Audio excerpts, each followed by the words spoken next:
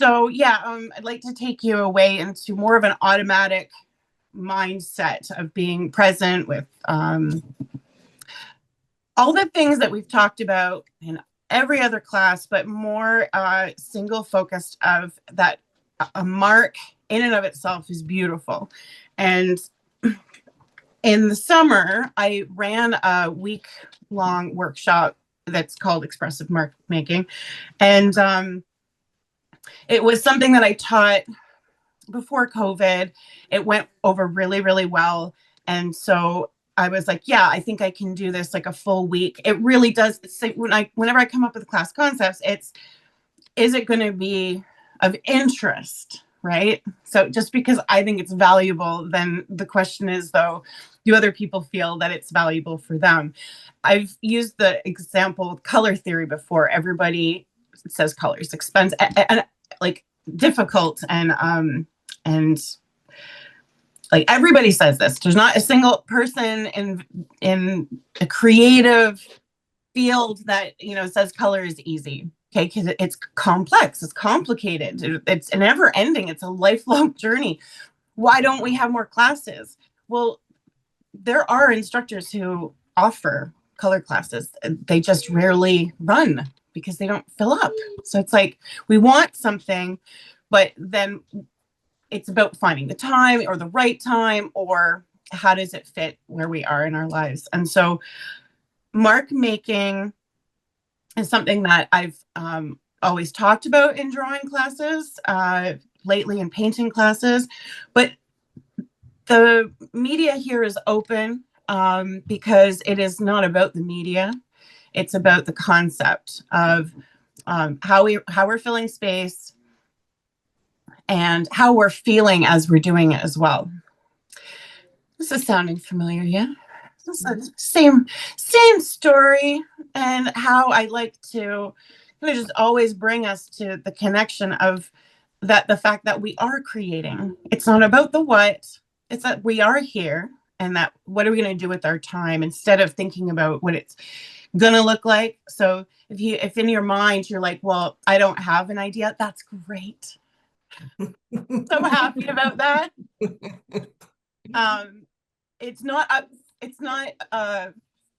any of my business if I ever hear someone say, well, this doesn't look like what it is in my head, but it is that is to me a very difficult situation to put yourself in.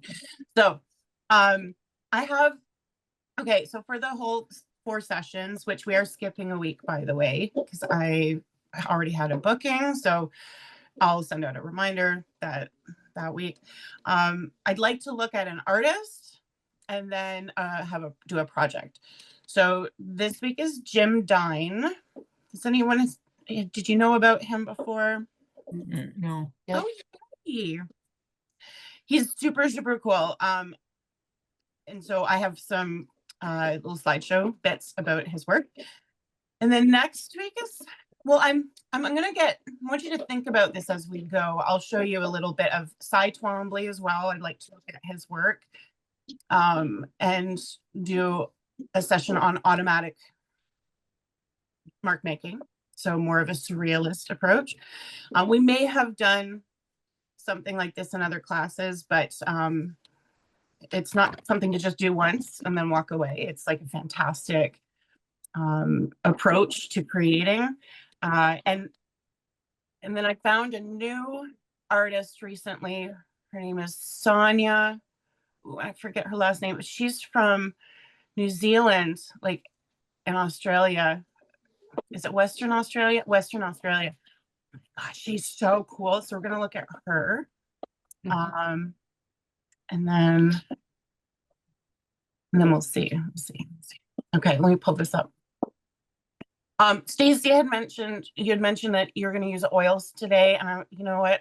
I should have replied all and been like, you can use whatever you want. But as you think about these variations, which is, we'll have enough time to explore each of them with completely different materials if you want. But I have out in my mind like something simple, charcoal. Here, I'll give you the list. We'll hold this up and we'll get right into it. And visually, I have it written out as well. Dun, dun, dun. It's been a while since I've done a Zoom class. Okay, share my screen. It's true. All right. Look familiar, Christine? It does. I recognize that. It's one of my favorite drawings ever, actually. Thank you.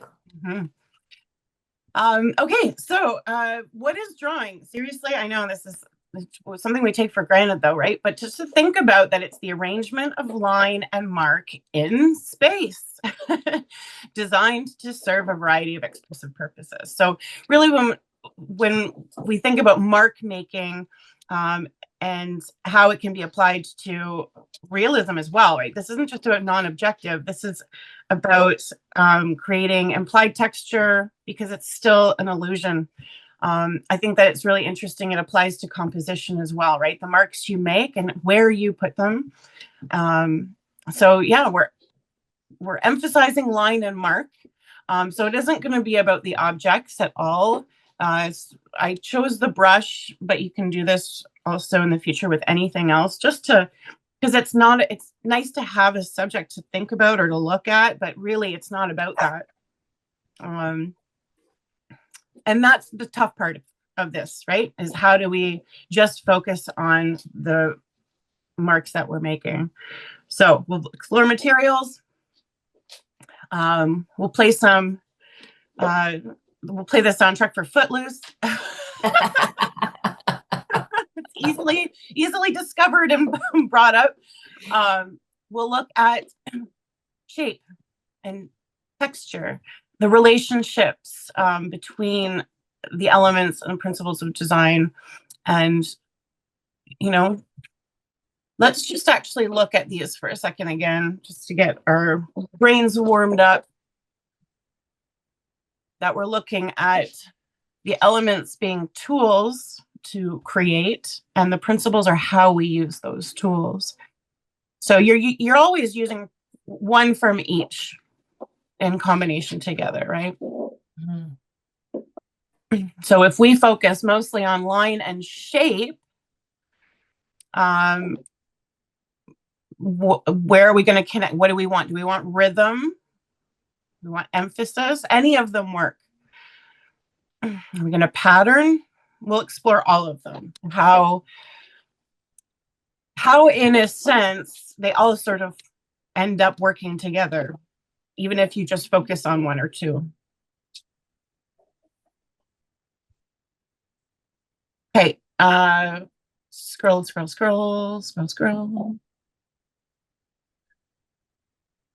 Dun, dun, dun. Here we go. There he is. Just going to bring this up.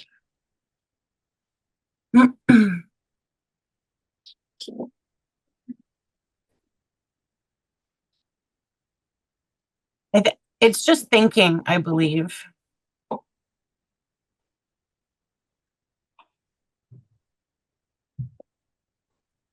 Might have asked it to do something that was too much for it. There we go. Okay.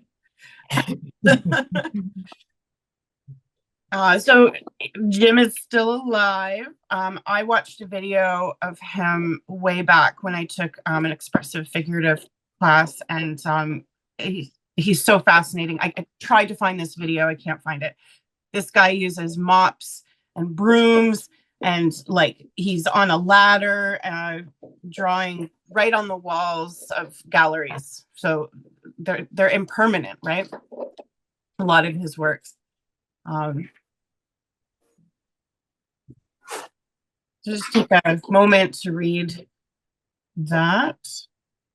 Or does someone want to read it? Kind of like the, you know, that if someone wants to read, if you like reading out loud. Oops. No. Sorry. Just making it interesting for you.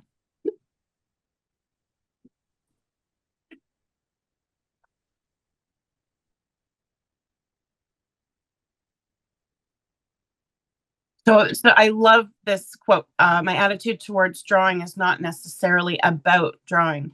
It's about making the best kind of image I can make. It's about talking as clearly as I can. Lots of ways to interpret that, I feel.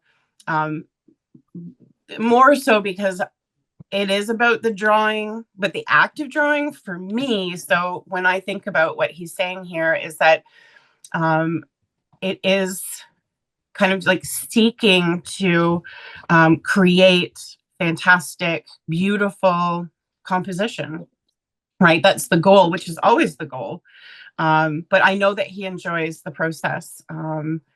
And yet there is a story usually behind his work. So let's look at some of his work.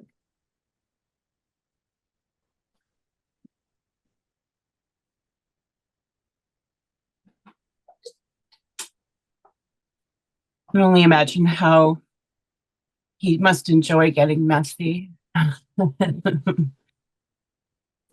All that's charcoal, so he is a kindred spirit in that way to me. Yeah, oh good, I can zoom in. Just check out the back and forth, the pulling, the pushing. It's different than Jean-Michel Basquiat, for what it's worth, even if you don't know his work very well. But Jean-Michel Basquiat was very famous for crossing words out, where at the time, you know, it same kind of location too, New York. That kind of high, or what they call lowbrow art, I guess, was people were fascinated with that the word meant more if it was crossed out, you know, like, oh, you're giving me something, but you're taking it away, or you don't want me to see it. Why? Like, so there was more to it. But I just love like, this is beyond fonts for anyone who like is interested in graphic design and fonts. Like, this is beyond that. Every single letter is its own careful consideration.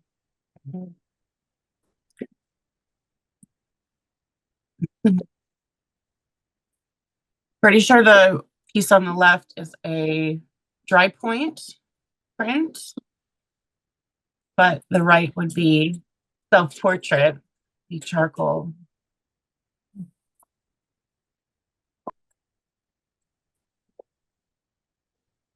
So it's a huge, huge, huge mural. Grand Canyon, of course. And I just absolutely adore how, with very little information, really, right? Very few lines, we know what it is. And this is probably just preliminary. I can't remember if this is, you know, his completed work, but whatever, doesn't matter. At this stage, I was like, wow. Mm-hmm.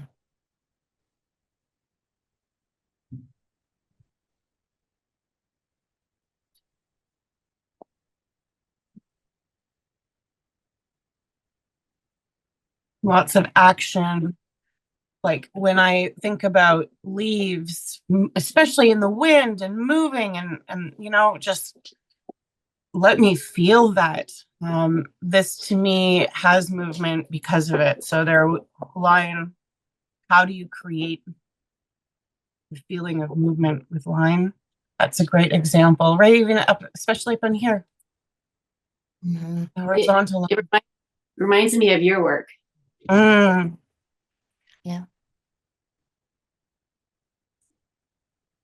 I'll never get boring, I tell you. Something about, and I am always on this like constant, and it's been quite some time actually where I've been on this mission of making things feel less stiff, and to have some sort of life and vibration and capture that energy, and it's not easy. So this is inspired by Jim Dine's work. This is why I suggested a brush. He has done series, so he has absolutely like done years and years and years drawing hearts, brushes, hammers, tools. Very much you'll see the same kind of motif in his work, which I think is like that's amazing. He's not bored of it. He's showing how you can do the same thing over and over again in different ways. Is the tattoo, or is it the same? Just started off with the dark and he subtracted to the light? Which one? This one? No, up. So upper right and Oh. the bigger one, is it the same, but he just subtracted? Like, no, they're different. Well, it's the same order of things. Yeah. But it is, yeah, I mean, you're right about the placement of the intent on creating that reverse, like positive and negative space in the tips of the brushes, and then having that all dark. That's an etching, so it's a lot of scribbles. Okay. It's not flat, the background at the top there. That's right. Yeah. It very much got a lot of action, which balances with the brush hair. Mm. And you can imagine like how many times he's done these brush hairs over and over and over and over and over again.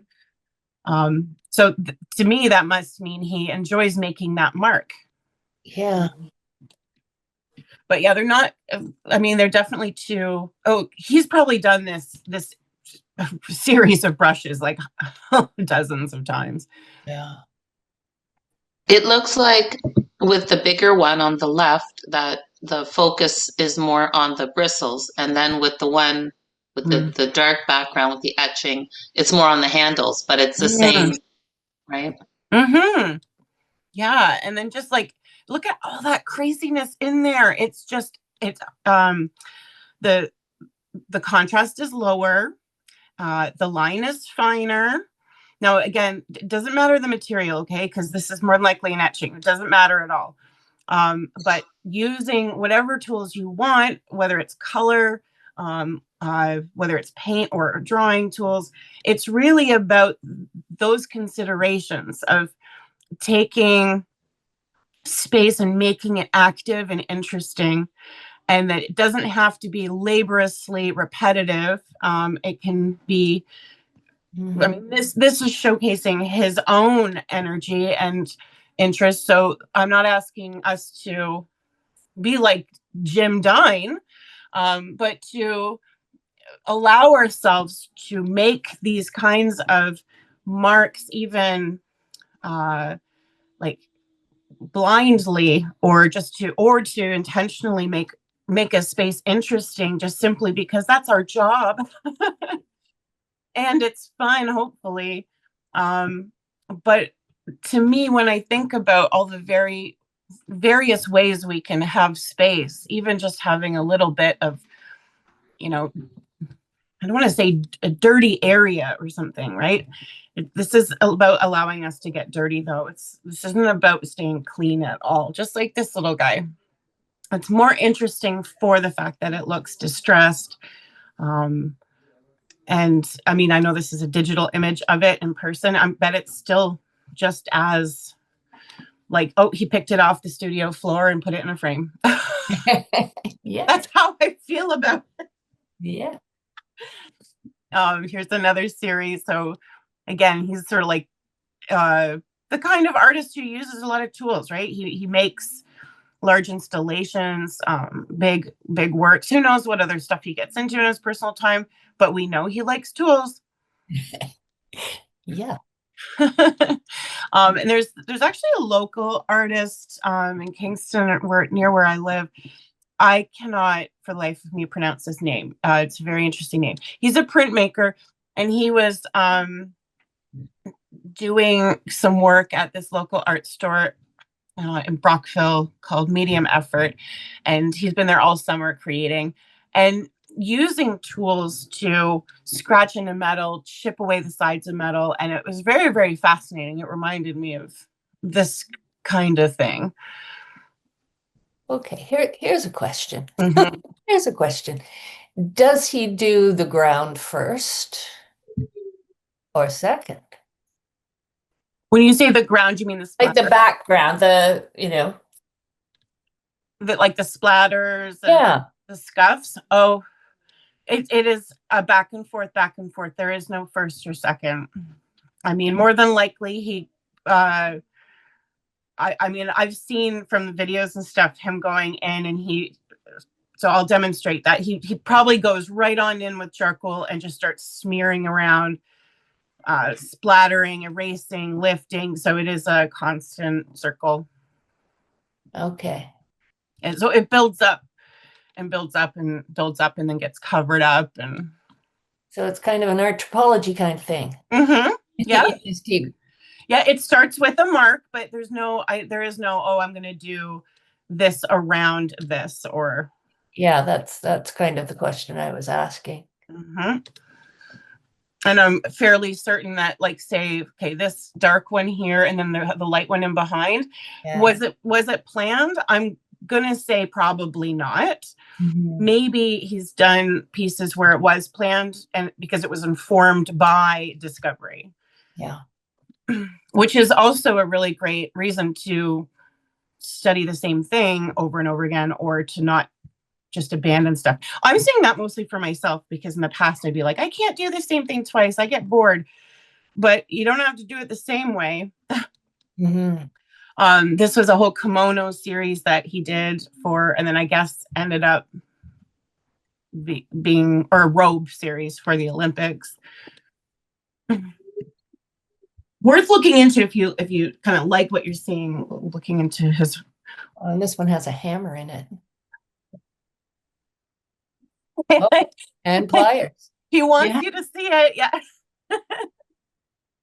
There's more figurative stuff in that one. This one seems to be very scratchy. This one has florals. So very like interesting how they all go together, but they're very different. Huh.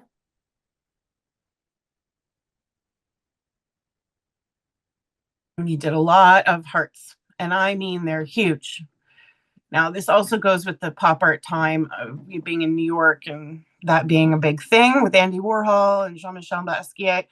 But it still says, I think, a lot about sometimes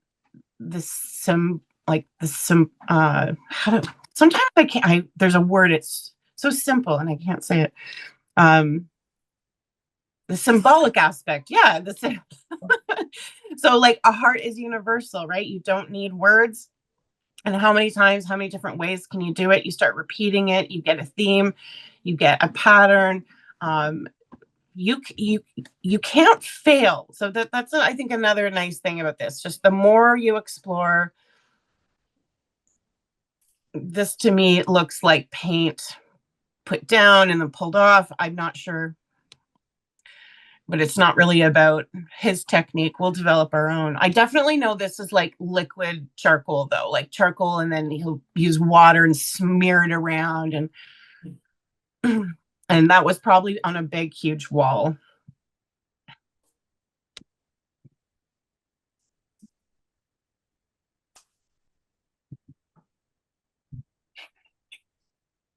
So can hearts flutter? Can they feel tight and coiled? Do hearts feel hairy or messy? Do they feel vibrant or like stone? I love it. I just love it. It's so simple and powerful, though. So this is, our project today, inspired by. And here's some variation ideas. Please take a screenshot maybe, but add some that you come up with as you go. But I'm going to suggest we start with a blind contour.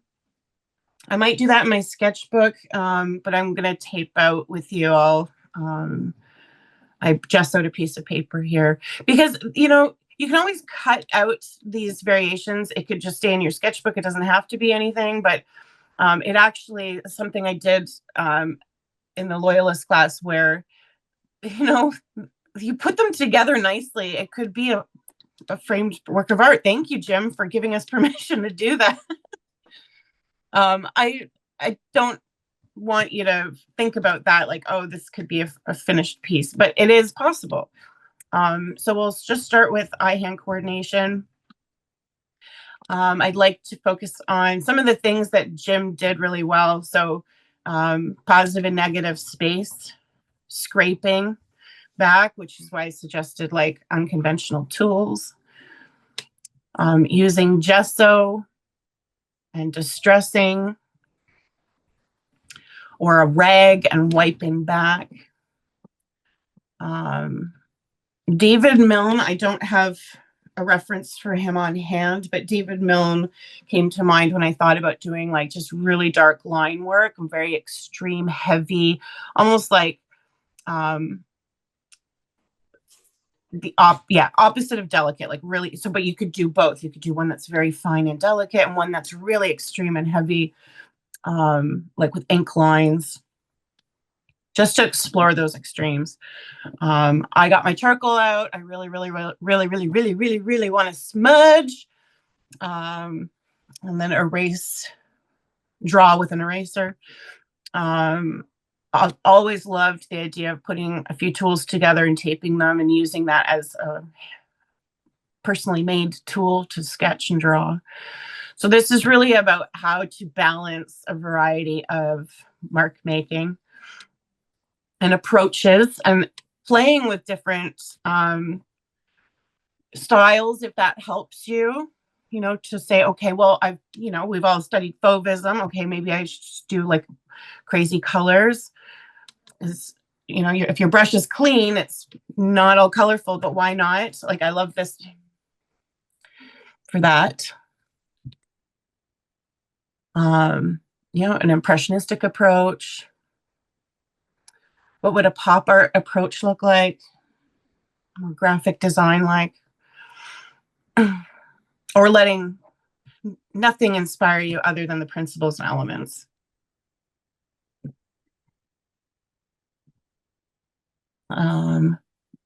Ooh, I love her. She's on my list of to do. So if that's a hell yeah for everyone, then we can focus on April for a class. Who was the one? I can't remember which class it was last year, maybe a year ago. I'm looking back through the sketchbook to see if I can find it. But it might have been Heather Haynes or whatever. I think it's a British artist. Maybe it's not her, but she does a lot of work with charcoal and like really like it looks really messy up close, but then you move back and it's like all those expressive lines like fields and stuff like that, but like close up it's like, what is that? So cool. It's very gestural. I don't think Heather Haynes, no. Heather Haynes went from either doing trees, like pretty iconic trees, to then people. So Lori something, I think. She's, because if it's from someone from Kingston, then it would be Lori. Maybe it's Helen Ward. Oh, yeah, British. Yeah. British. Helen, yeah. Okay. And it's like black and white, like either prints or lithography or something, right? Yeah. Or charcoal. Yeah. Oh, I could find. Yeah, and Paul Fowler. I love Paul Fowler. Like it's one of my favorites. Okay, that's good to know. I absolutely adore those guys, and they have that's really good. Like they're really great with composition and space, mapping out space and like looking at a landscape. They make it look like you've never seen such a beautiful landscape before, but it's like, seriously, you have seen it a million times. It's like down a road or the curve in a field, and just, yeah. So that's great. Good to know. I'll write their names down. Here's talking about flipping through sketchbooks. This was part of the expressive mark making class I did with Port. I did for Loyalist and Port Hope, just to we're going to be applying this more in a project, you know, together today, but it's the same idea of just like how many different ways can you show a line? Many, infinite different ways. So, you know, visually, just to be inspired there. This is another project possibility. I'd rather have more ideas than not enough. This was an artist I knew, Lottie Stone Anderson, inspired this sort of like, I guess almost like an Inukshuk sort of idea of balancing shapes and then applying that in your own way. That's a game. Yeah, lots of lines. Which this actually did inspire another piece, and because it's right here, I will show that. I forgot about that. Is that when I was playing here in the sketchbook, I made this color and was looking at some sort of grass, and I thought, oh, I really love that. So that ended up going into this piece, which sold. So it's not always about, you know, what we do on paper that works, right? Oh, and then this is like, I was like, I love this little grass so much. I glued it in there. Oh, I'm so glad it's with me. It's so great when you just have like gel mediums hanging around. It's literally stuck right in there. Okay.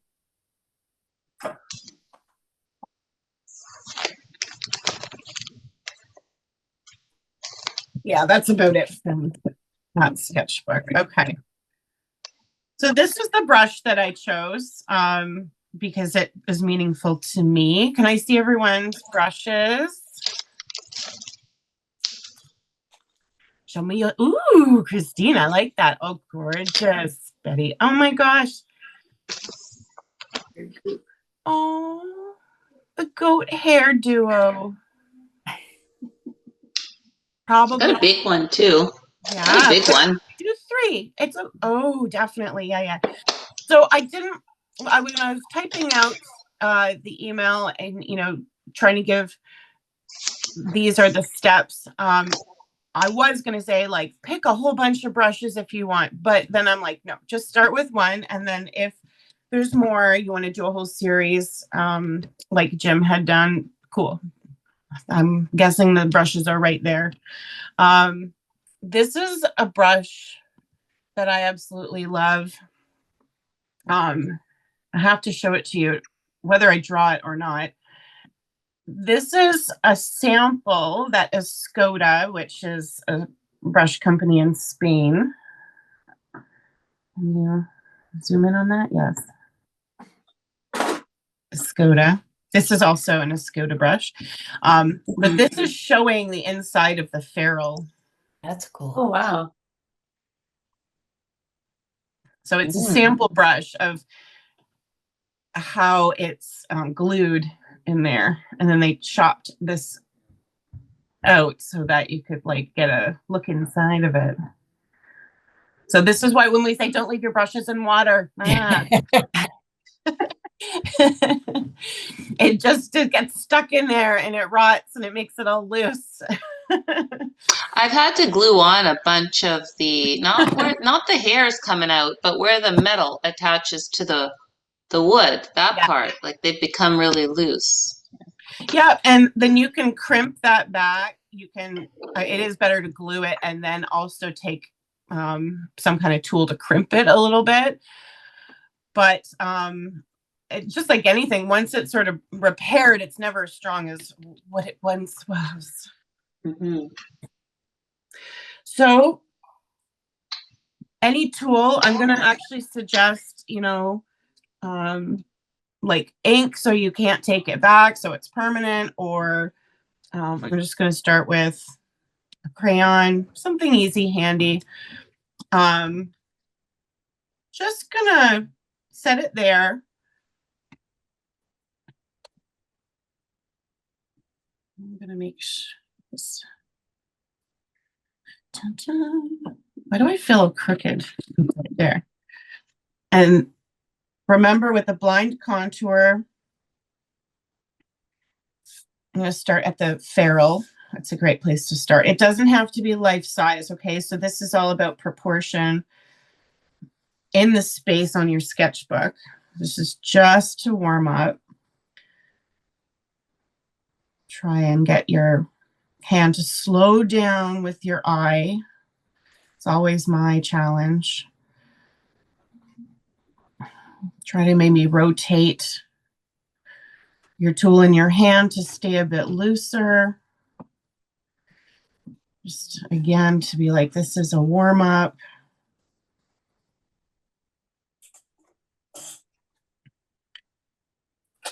Just look at, this is all going to inform the rest of the variations. So the more you can get a sense of shape or details now, the better.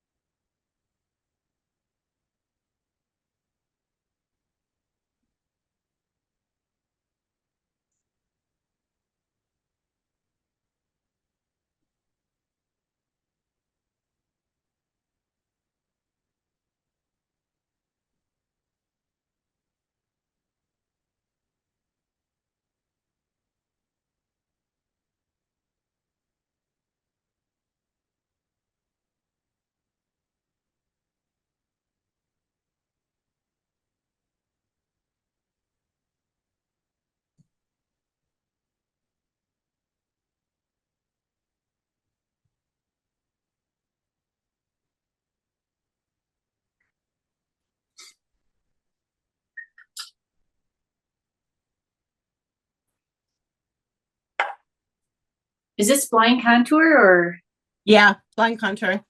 blind or line? Blind. Okay. Those are really good for blind.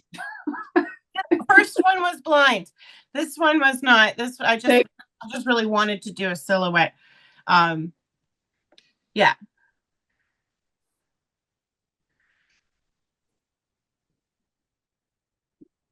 Can always with blind when it's a continuous line, this is something that I find can be helpful, is to explore and not commit to a line. So I'm looking at very, very gentle pressure unless I'm like pretty sure, certain, like, okay, you know, oh, I'm seeking, not off the page yet. Okay, well, I have to determine that, okay, that's that side. I'm pretty confident about that. I'm definitely peeking. It's not 100% blind. So if that makes you feel better. Okay. Just had to be honest with myself first. Okay.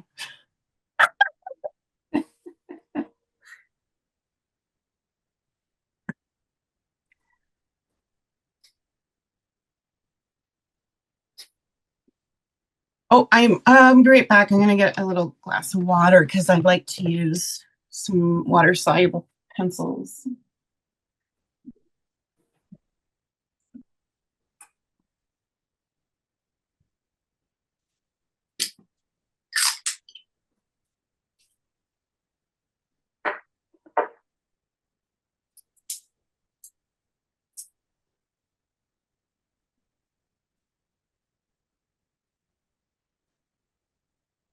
You see this? This is my shadow. Like, I can't even leave the room for water.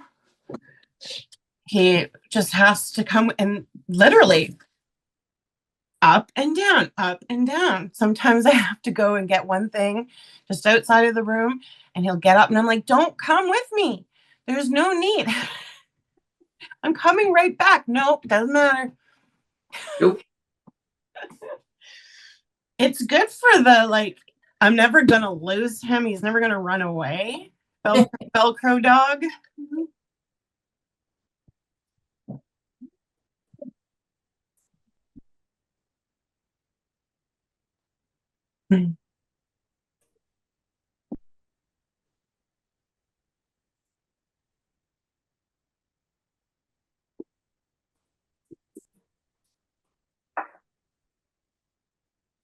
So you can keep working in a sketchbook or kind of like just using that for warming up. I was thinking about maybe trying the fluorescent oil paints that I bought recently. So I primed paper for that possibility.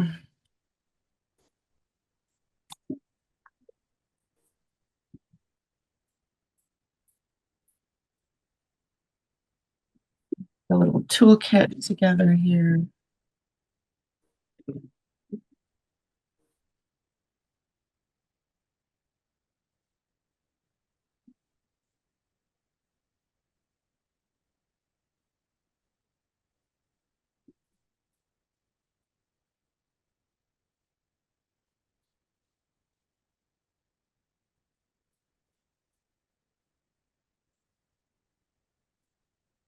Okay.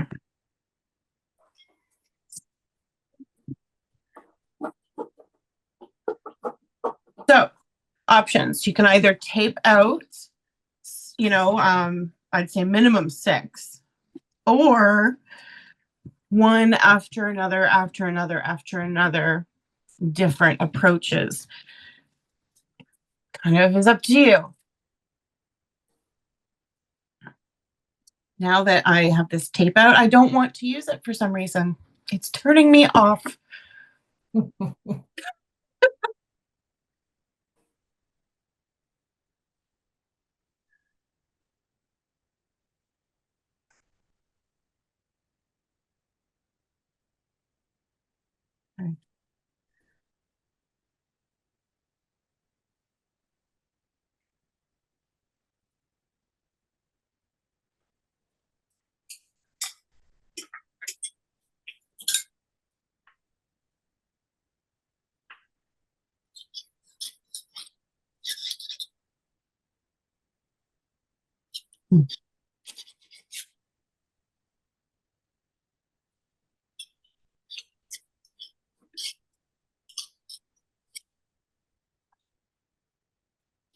Okay, so the first one I thought of would be, you know, any kind of paint. This is just a little bit of acrylic as too. Okay, so have your brush, your still life side. And then to really just, you can draw out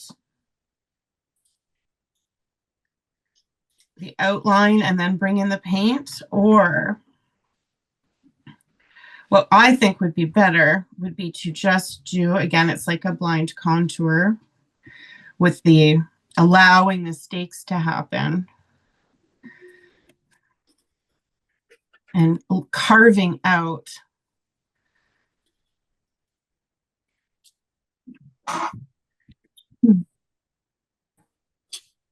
Oh, this actually, oh my gosh, check this out. Okay, cool. Because this is on gesso, so I'm just, all right. Dun, dun, dun, dun. Here we go. Got some paint here.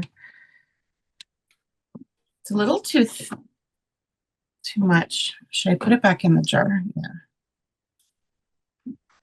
This is an expensive color. Okay. And then start to, yes, baby, carve.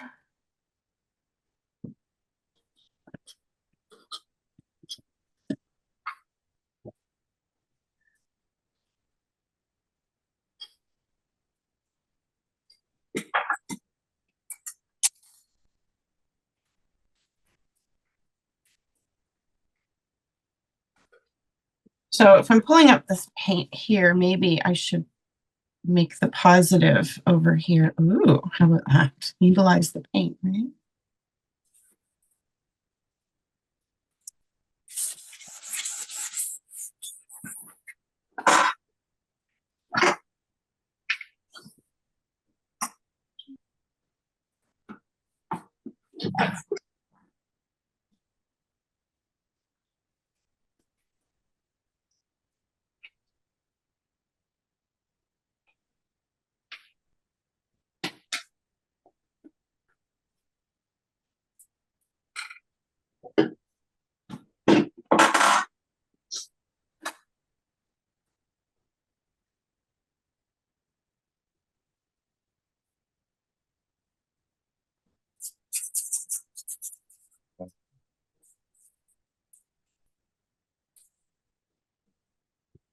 I'm going to have to change the color up because this is about getting the shape right as well.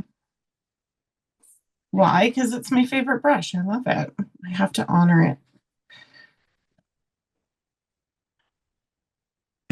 So I'll get out some gesso. If I can open it. Ugh.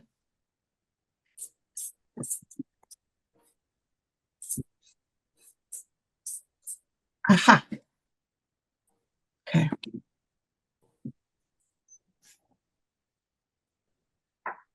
Okay.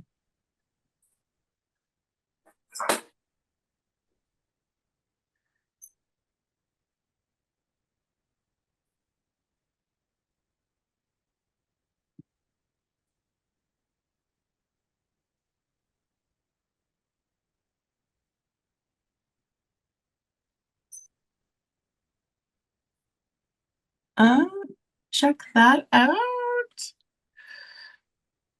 The color was drying and I wasn't able to scrape back. And then I'm like adding the gesso over top and I'm like, oh, but now I feel like I'm cheating. I'm not really scraping. I'm only cheating myself. It's not a big deal, but yeah, adding gesso on, it actually refreshes the paint and I can scrape it back up. Huh. That makes sense now that it's happening.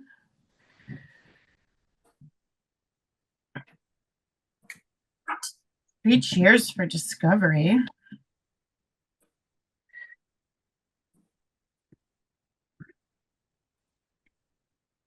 Okay, I'm going to come back to those because I do not have the right shape at all. And instead of getting all nitpicky about it, I'm just going to move on.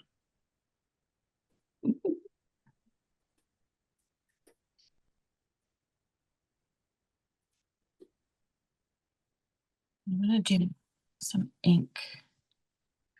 Oh, guys, I've been tattooing. You've been tattooing? Mm-hmm. Like tattooing? Yeah, I got the whole system. Oh, wow. Yeah, I'm excited. I'm not tattooing real people right now, but it's just fake skin, but it's super cool. Wow. Fake, yeah. Like I've never drawn before in my life.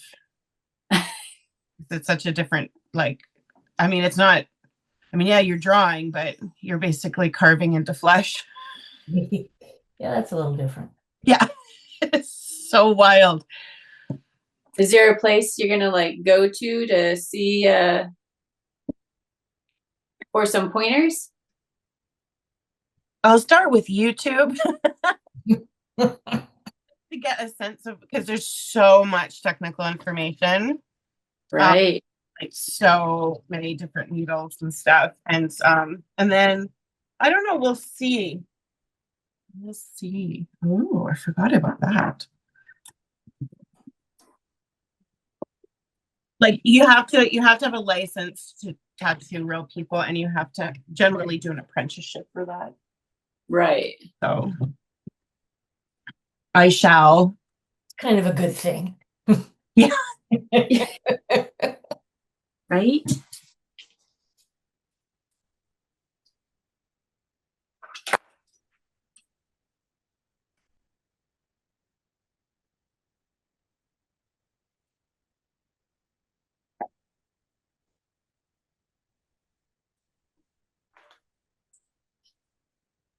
Well, and just on that note,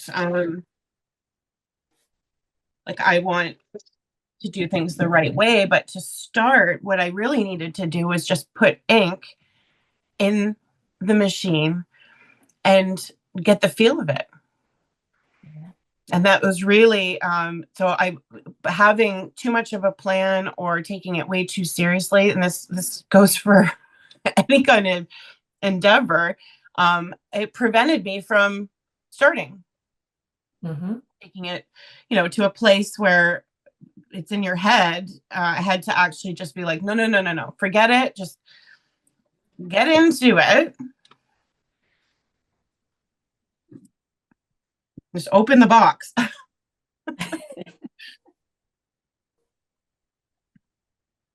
Is this something you wanted to do for a long time, or? I've always thought about it because I've known people who have tattooed, like even when I was younger. And I've always thought about it, but I think age and just knowing that I trust myself, because I was too nervous. Like anytime I thought of it, I was like, no, it's permanent. Ugh. What if I make a mistake? Blah, blah, blah. So it's less of that. That really takes that to a whole new level, doesn't it? Yeah. You okay with your mark?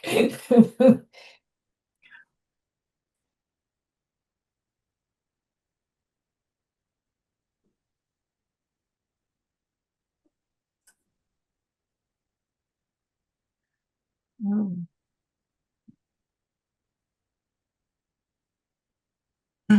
So I got out some ink and a brush, just doing like a real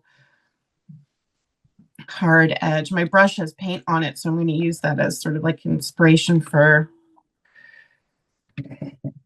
where to put just expressive marks, really.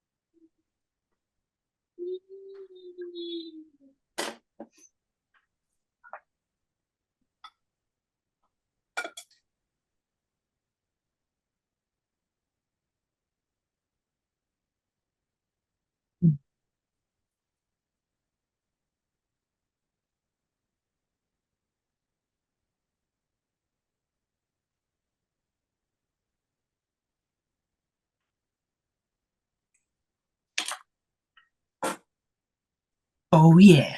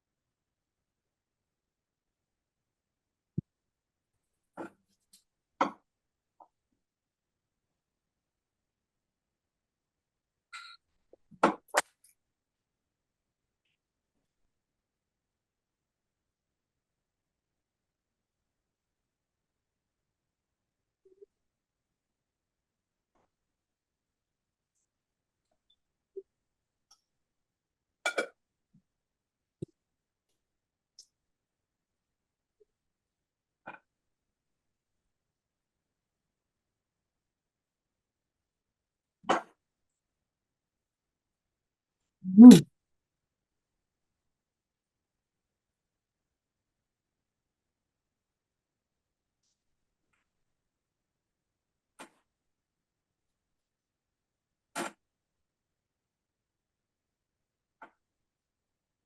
Oh, yes.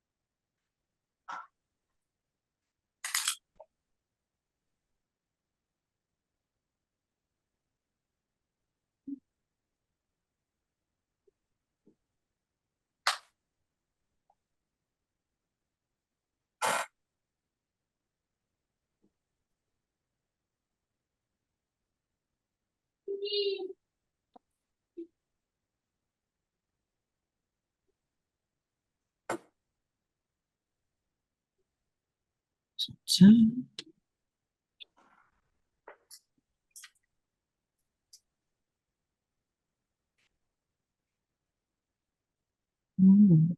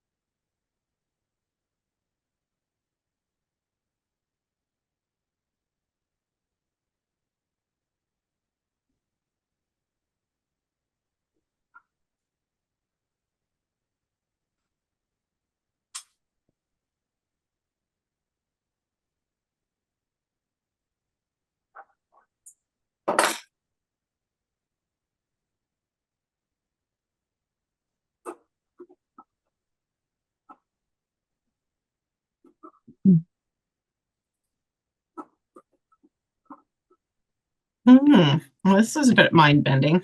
This negative, I was drawing with the eraser. It's turned into an X-ray. So, like, just kind of happened where I'm like, okay, wherever I see the highlights, I'll do dark, and whatever is dark, I'll leave erased. And it's quite fascinating what my brain is going through right now.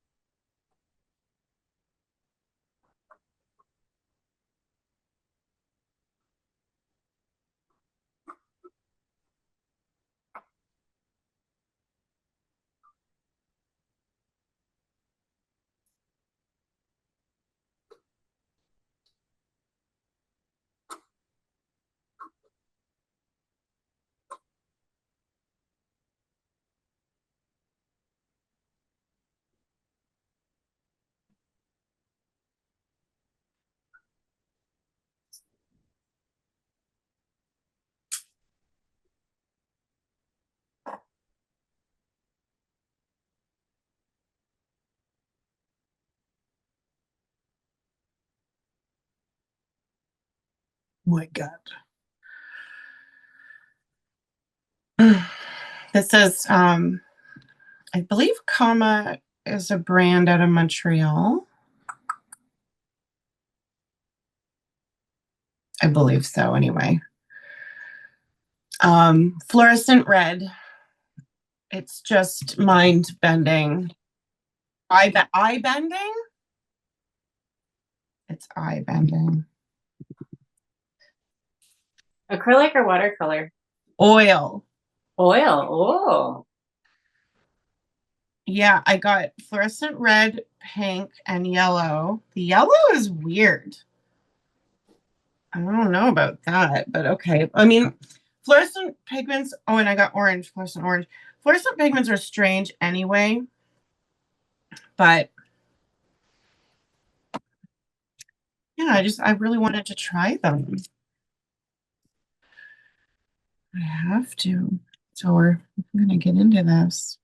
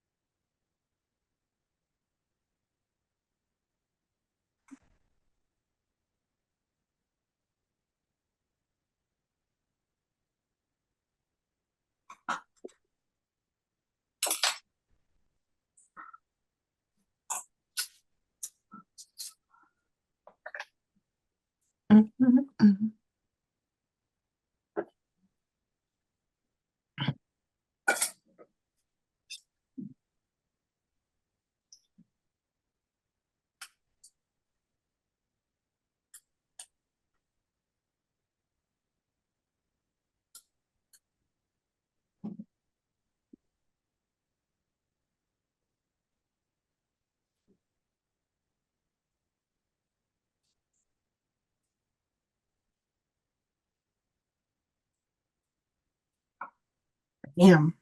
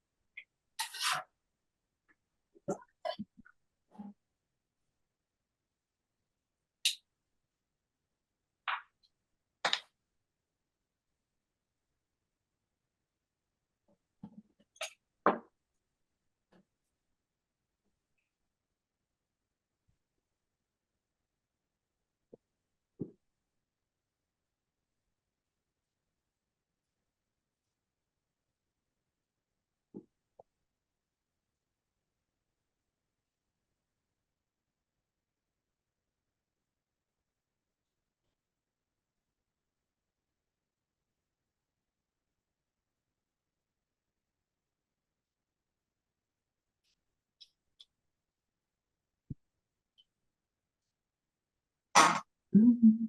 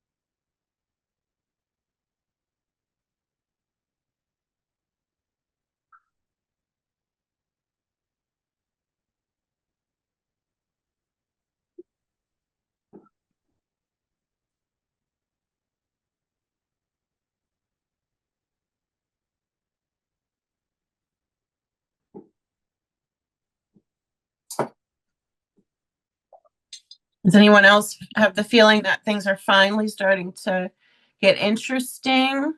Is there any frustrations? Any excitement? Could do a little share to co-inspire.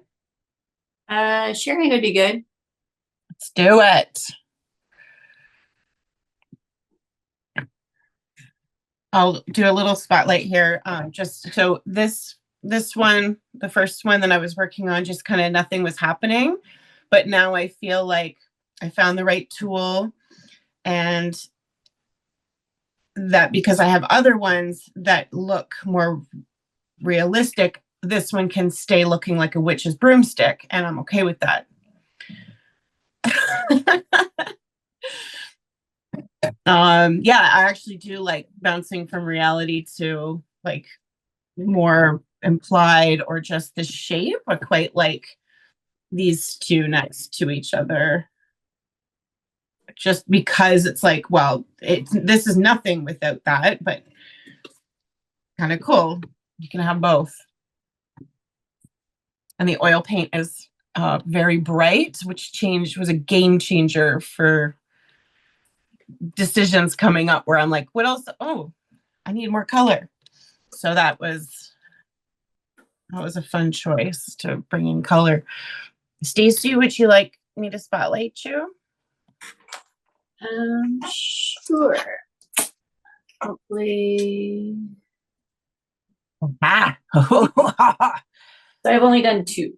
Oh, look at those brush strokes and the like more organic colored one. I love it. It's like hair. So it's using Gamsol just to remove some stuff and scratch. So I'm using the walnut alkyd medium also with the Gamsol. So that's why you can like splatter in some stuff and get splatters. I'm so excited. Yes. Oh gosh. Yeah. I was seeing that in the other work that you'd sent for Open Studio as well. I really love that effect. That one I like it in its simplicity. Did you scrape the handle away? Is that scraping out? Yeah, it's using a wiper blade, not a wiper blade, you know, the cleaning tools blades, and taking and wiping them out. You can get them and cut them up into different sizes. Like a windshield wiper sort of thing? Not a squeegee. I don't know why. Yeah. That's a great idea. Bath. I got it from her. So yeah, so you can do all different sizes. Oh, I gotta get into that. Really love. I mean, I have a color shaper, but to have the variety of sizes is yeah, great. What was that? A windshield wiper cleaner? It's a squeegee that you can buy. Let's see.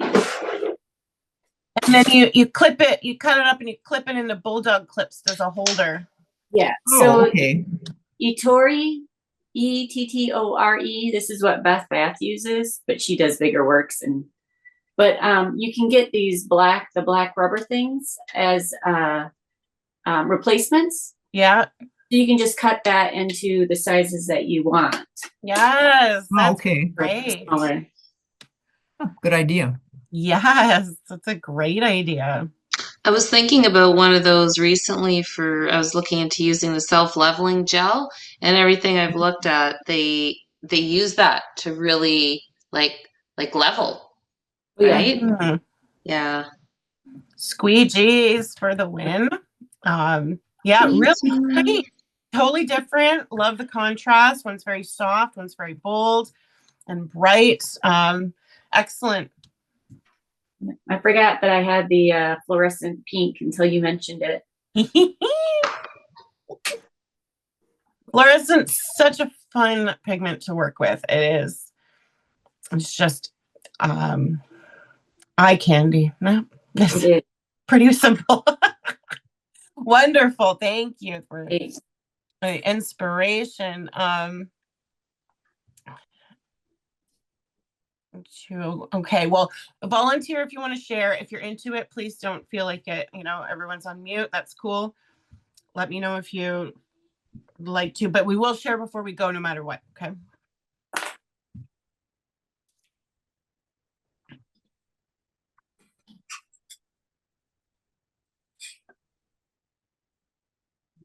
Okay, so just looking at this list and okay, tape 3 pencils together. I'll do that.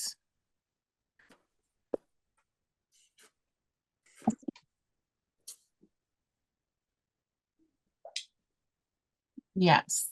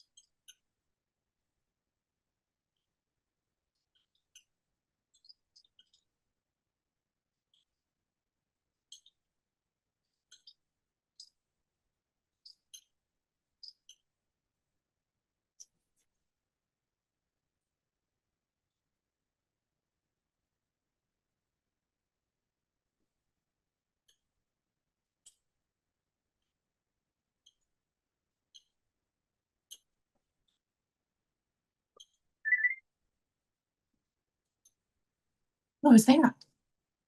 It was my phone. Oh, is it informing you of a thing? It's a text message. Well, it's my watch. That's the ding in my watch that tells me that I have a text. That's a cute sound. I needed something that wasn't so, because I sit at work with other people near me. Mm-hmm. So I needed something not so jarring because I was missing the text because I had the volume down. Yeah. And so I needed to say, hey, you can hear it, but it's not rude. Yeah. Oh, yeah. My favorite is the chicken balking or the duck quacking. I like the duck. I have a chicken. I need a chicken one. You can get pretty well whatever. Yeah. Is it a default? I'm gonna have to look. No. Well, it's one of the ones you can just pick.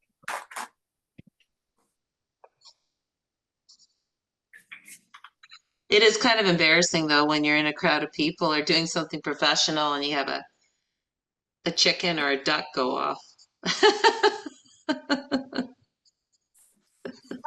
Even better. It's fun. Yeah.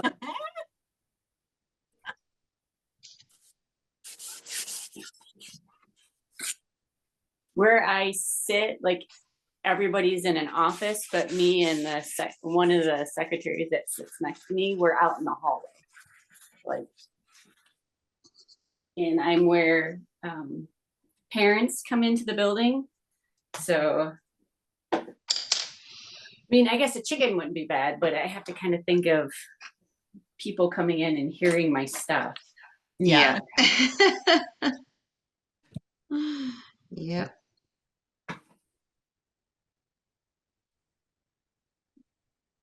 Oops. Oh. Too much.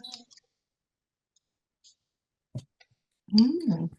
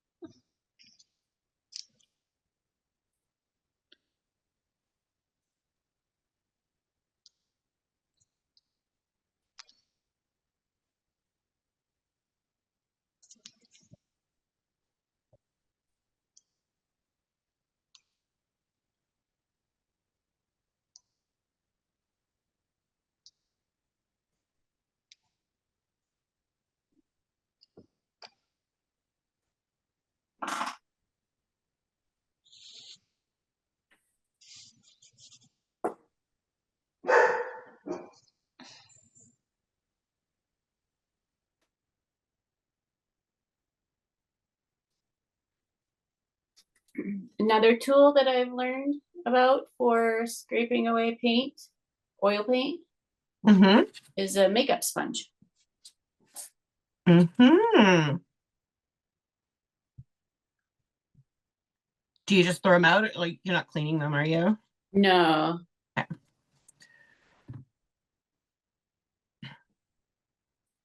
Yeah, I can see that. It feels probably really good. Like a pen pastel Yeah. feel where I actually love the strokes, like drawing with a sponge like that. I feel it gives you nice edges instead of drawing with something that's like got a rounded tip or a rounded brush.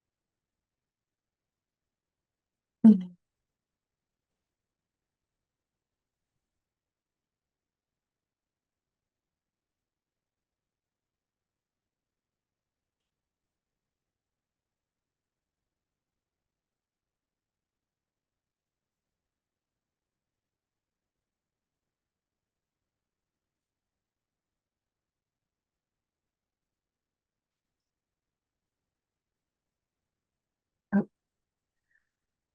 this one.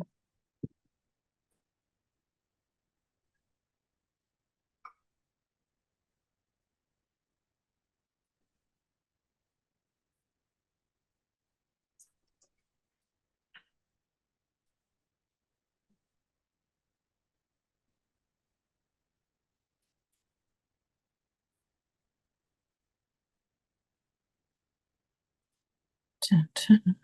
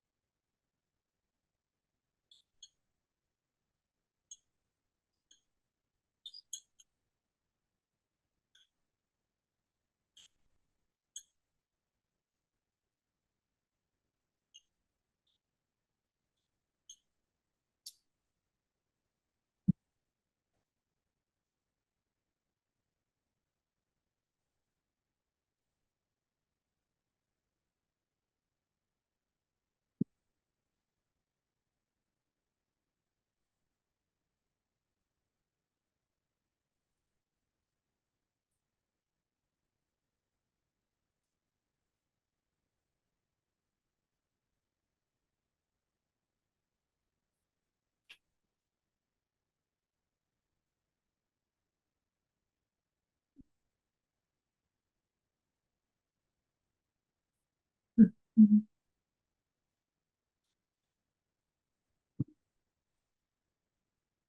you are.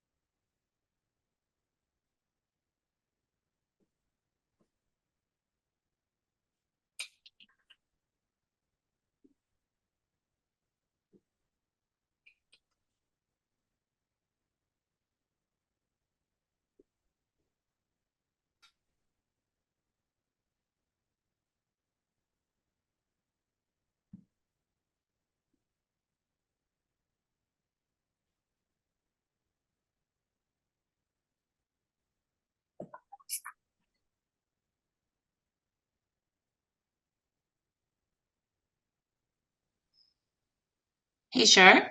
Mm-hmm. I don't know how well this will show up on my camera, so can I text you an image and then you could share Yeah. it that way? Tell me what you think. Yeah. Okay, awesome.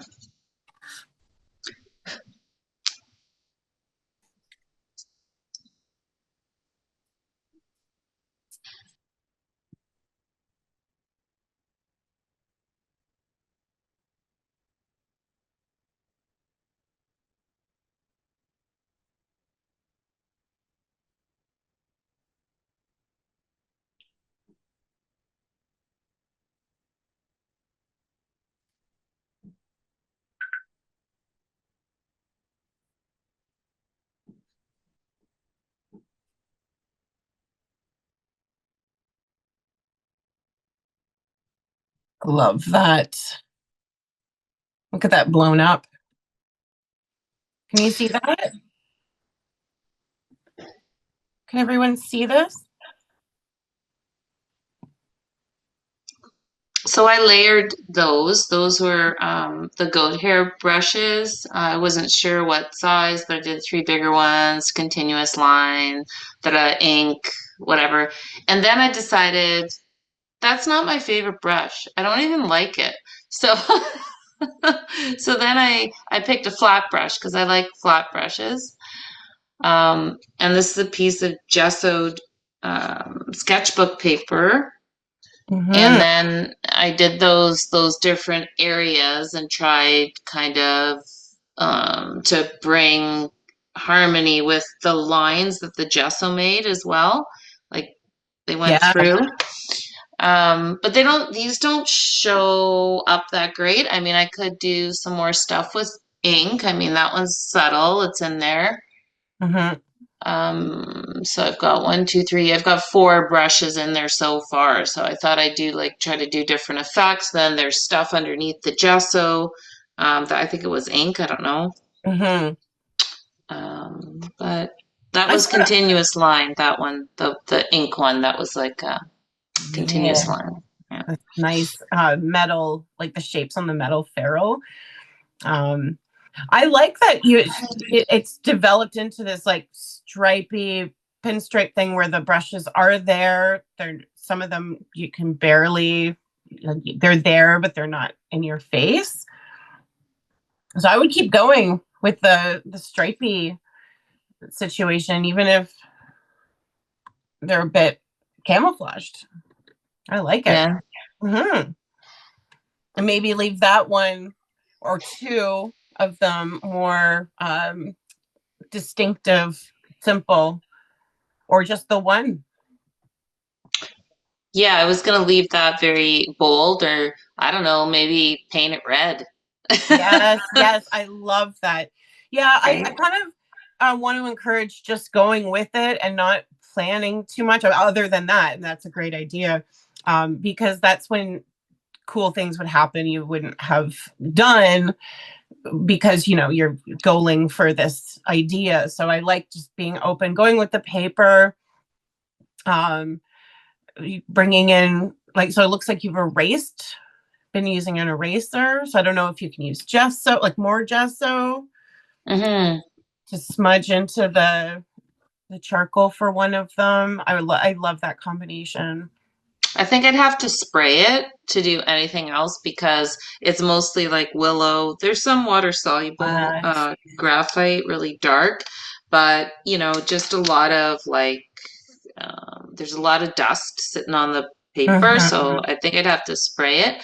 But yeah, then I could maybe one of the dark ones I'll bring in gesso and do a brush in gesso. Yes, I love that. Yeah, and since you have like vertical lines, playing with one where maybe builds the shape out of horizontal lines, like just a single hatch, to just change up the direction on one of them, for the overall. See how that stands out, if it does at all. I mean, it theoretically should. Like Oh, okay. say Just this build area it. over here. Yeah, if you like just did like a hatched silhouette where the lines were vertical or where the lines were horizontal, you know, Okay. like an old master's sort of hatch. Or just, Oh, okay. Okay. do you know Yeah. what I mean? Like kind of classical hatch Yeah. Yeah. to offset, like, you know, because right now it's got a rhythm up and down. I love that they're not all standing upright. That's great. I just wanted to do one off to the side and it's upside down. Yeah, it's fantastic. Yeah, really loving gessoed surfaces. The gesso I'm working on right now, I'm really surprised. Oh, I think I'm frozen. Sorry. I think I'm surprised that it's feeling not as absorbent as I thought it would. I didn't do 2 coats. Maybe I should have. But it's very rough paper, and that's not my favorite. So like, it's kind of good to have a surface that challenges you. Like, you know, you're running into lumps and bumps, and so I like that about gesso. But at the same time, I don't like it. I'm allowed to have both feelings. Yeah, so I think since doing that trees on gesso class, I've had the gesso out of my table since. So, and so that Betty, we did a class. I think everyone here was in that class, where we were drawing on gesso just instead of paper, and it was really nice to have, you know, instead of gessoed surfaces being just for painting, you can draw on gesso. Actually, there's a whole technique around it, like silver point drawing, because using silver or gold or metals and making a mark on gesso, that's what helps it oxidize the mark. And so it's an interesting surface just for drawing. I saw that you had that class. It did look very interesting. Yeah, the possibilities, like, really, we just dipped a toe in, I think, because, you know, it was, yeah, the beginning of where you can take it with different, like charcoal versus graphite. One's very smooth, one's like really smudgy, and then the differences of gesso as well, and then adding color. Like, really, it's inspiring. Like, I'll bet it is. There's so much to explore if it's of interest. So that's the thing. Maybe see what you've been exploring. Do you want to share, or you want to just keep playing? Well, it's nothing. I mean, I'm really just really getting back, Yeah. getting my brain wrapped around everything. But anyway, I started out with with these, you know, the contour, which I really hate, the contour drawing. I hate doing that because I guess it's because you have no control. Yes. And this was looking at it, and then this one was done with a tinted graphite pencil. I did that one. And then I think maybe this sort of displays my feelings, the color here lately. Or not, no, it doesn't. It looks like rage. I don't feel rage. Maybe it's just emotion coming out, but you'll like this. This was just I had it taped off, and I didn't like having the tape on there. So I took it off. And then this is just some orange acrylic and 2 different shades and gesso. And I gessoed on this side because I want to try something on the gesso. I didn't have my paper gessoed before. And you know, you can wait for it to dry, Betty, but you can also draw into the gesso.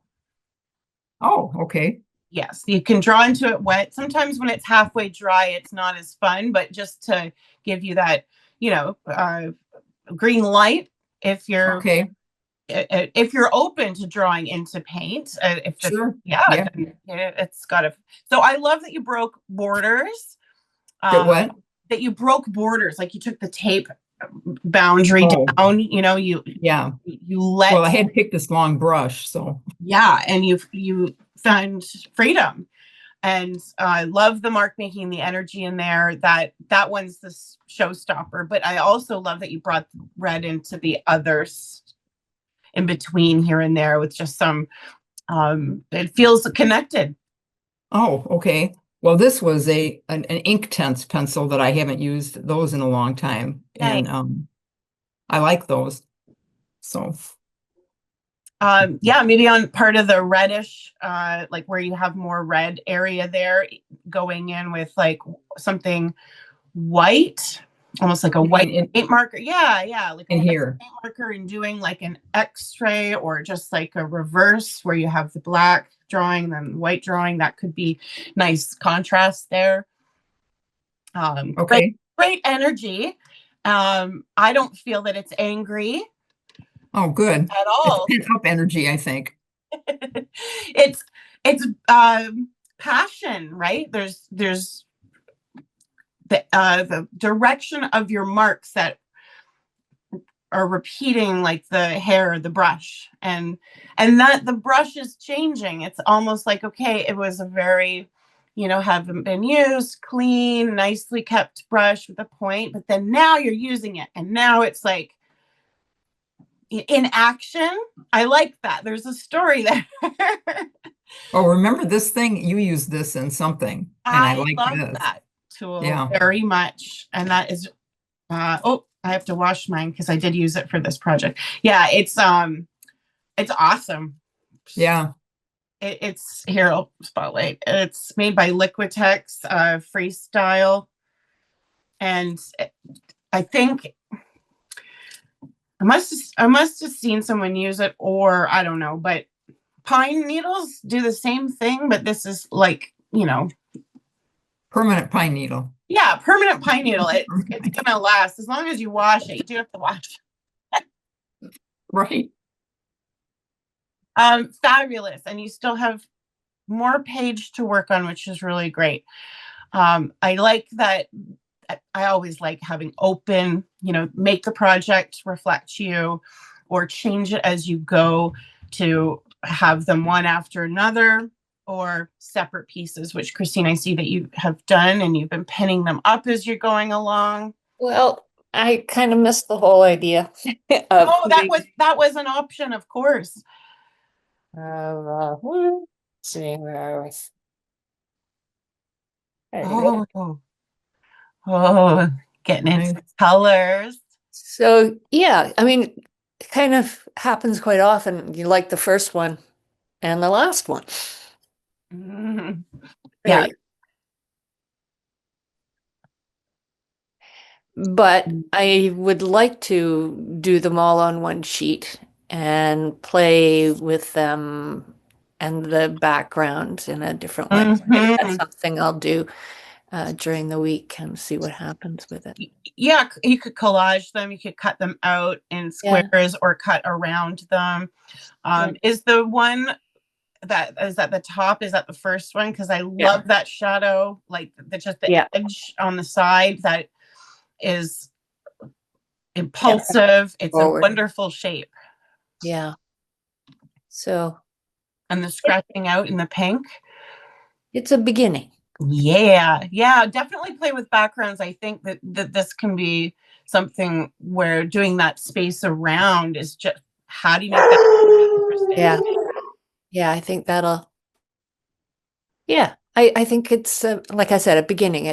I think there's some fun things that you can do with it. Absolutely. Yeah. There's a great palette.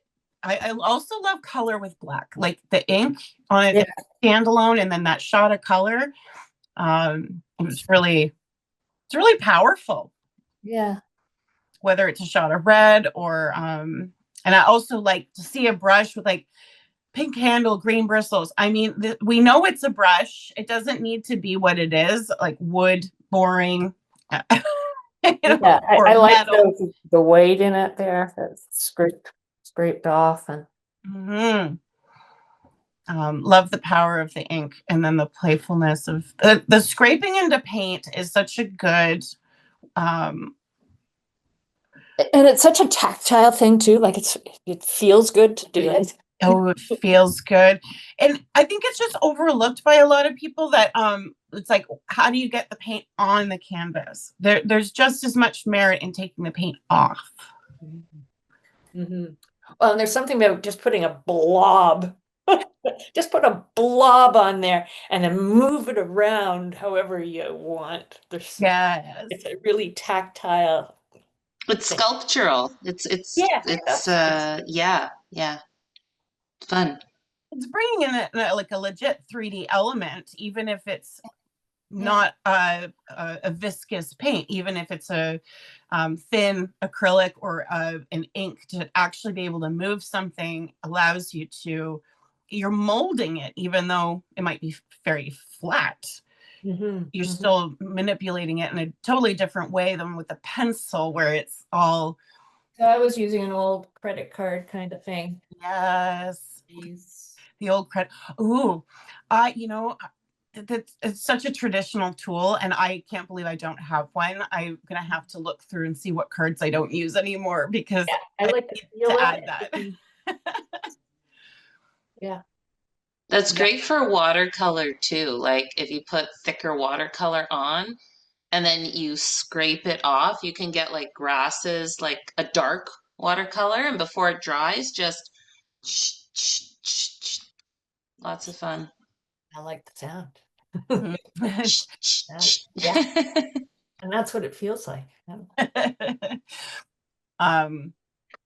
Yeah, there's also Jim Dine, when you look up what he uses tool-wise, he uses scalpels and knives as well. And I didn't want to put that on the list because I'm not gonna teach about that, like how to carefully carve into your paper. I wanted just to be more open, use what you want, but to think about beyond, like, I don't want it to be so, like the hardware store, like butchy, guy stuff, but truly thinking beyond what an art supply store has.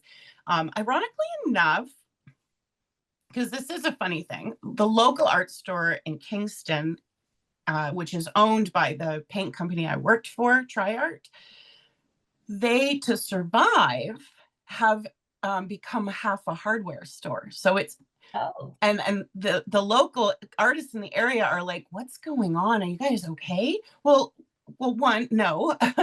It's very, very difficult to have a storefront, and especially art stores have in Canada been dropping off the map. So for survival, absolutely, I think it's ingenious. And then there were comments, on Reddit and whatnot, people saying like, well, that doesn't make sense. Well, actually, it does. It totally does.